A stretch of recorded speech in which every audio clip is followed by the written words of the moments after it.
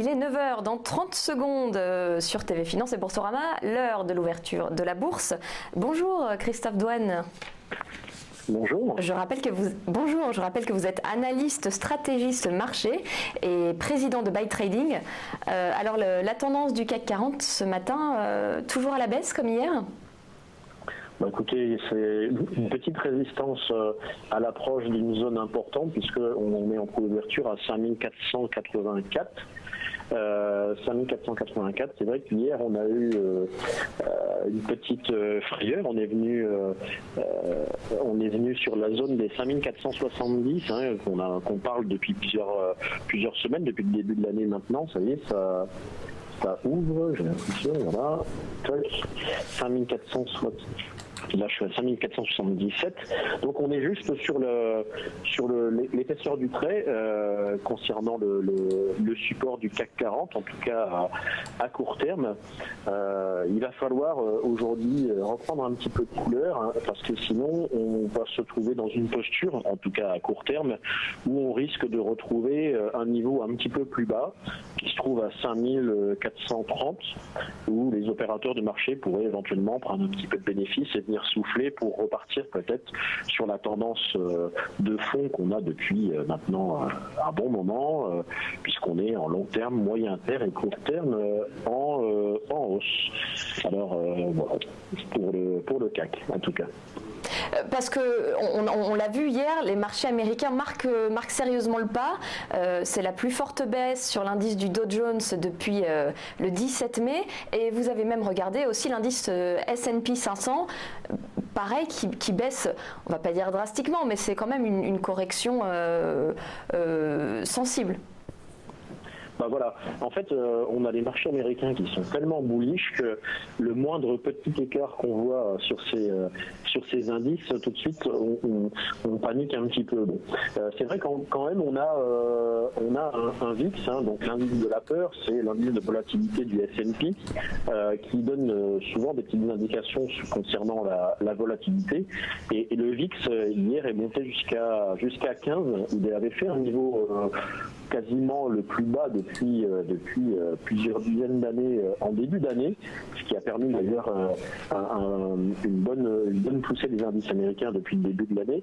Mais petit à petit, au fur et à mesure que le cours monte, on a l'indice VIX qui monte à des niveaux qu'on n'a pas vus depuis août et mai dernier.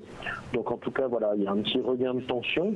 Là, on a une correction, ça faisait un petit moment, voilà, comme vous dites, qu'on l'avait pas vu sur les indices américains. On a 2 jours de correction.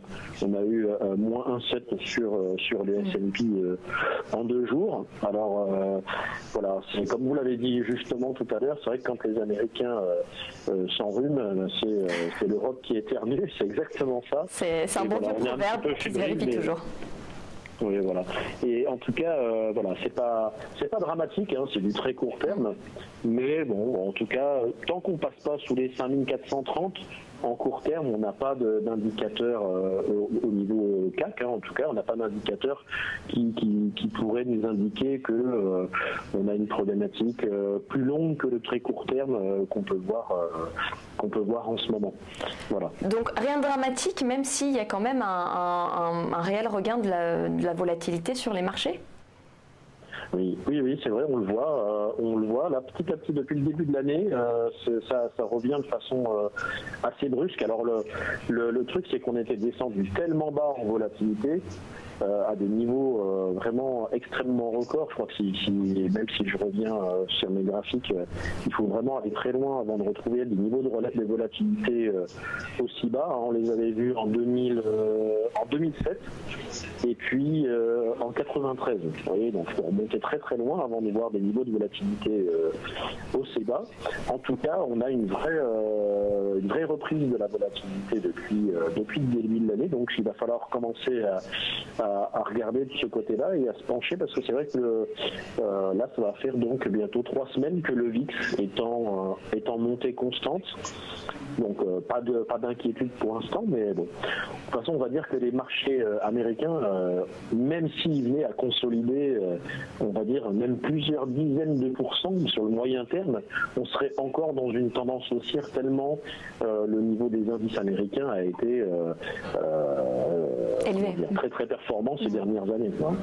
Oui, parce que finalement, ce retour de la volatilité, c'est un peu le signe qu'il y a eu une surchauffe sur les marchés, une euphorie un peu, même complètement démesurée. Donc là, on ne pouvait pas éviter le retour au calme qui se fait relativement en douceur pour le moment.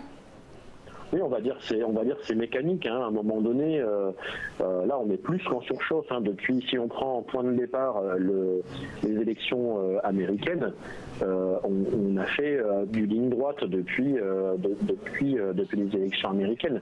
Il n'y a eu quasiment aucune consolidation. On a fait du ligne droite depuis quasiment un an. On a pris plusieurs dizaines de pourcents. Je crois qu'on a 30 et quelques pourcents du côté des États-Unis. Donc, à un moment donné, on a des indices de surachat qui sont au taquet à tous les niveaux, que ce soit au niveau journalier, au niveau hebdomadaire, au niveau mensuel.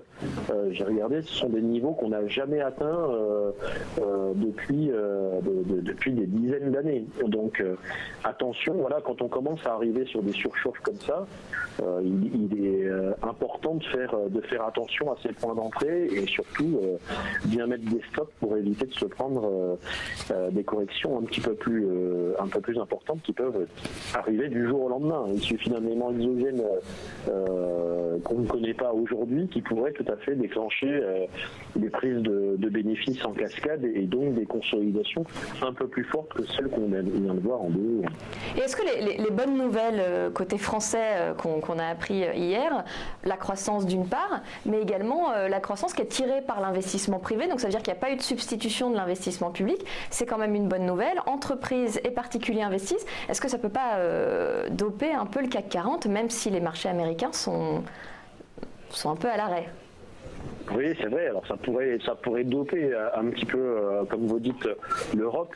Mais quand on regarde de manière générale, il y a vraiment extrêmement peu de cas où l'Europe surperforme les États-Unis. Ça reste quand même, malgré tout, les indices directeurs mondiaux et c'est extrêmement rare que l'Europe vienne. Alors souvent, on parle de rattrapage. Mais j'ai jamais trop vu vraiment de rattrapage des indices européens par rapport aux indices américains. On est plutôt suiveur et moins souvent acteur, on va dire. D'accord. Et le discours de l'état de l'Union hier de Donald Trump, pas forcément rassuré. Donc ça ne va certainement pas aider non plus les marchés américains qui ouvriront cet après-midi à 15h. Ben voilà, donc déjà oui, on a des éléments. Alors déjà, ne serait-ce que pour l'Europe, hein, ce matin, on a à 10h aussi, on a le CPI français, donc qui est français, européen, pardon, qui est l'indicateur majeur regardé par la BCE concernant sa politique monétaire. Et puis on a cet après-midi aussi d'autres choses. Et puis il y a aussi, faut pas oublier, la Fed ce soir concernant ses taux directeurs et concernant sa politique monétaire. Donc aujourd'hui, on a quand même donc à 10h et à 19h des éléments importants qui pourraient amener encore de la volatilité sur les marchés, à la fois côté européen et à la fois côté américain. Alors, vos conseils pour la journée, Christophe, est-ce qu'on reste un peu dans l'attente pour la journée, déjà laisser passer à 10h les indicateurs CPI européens.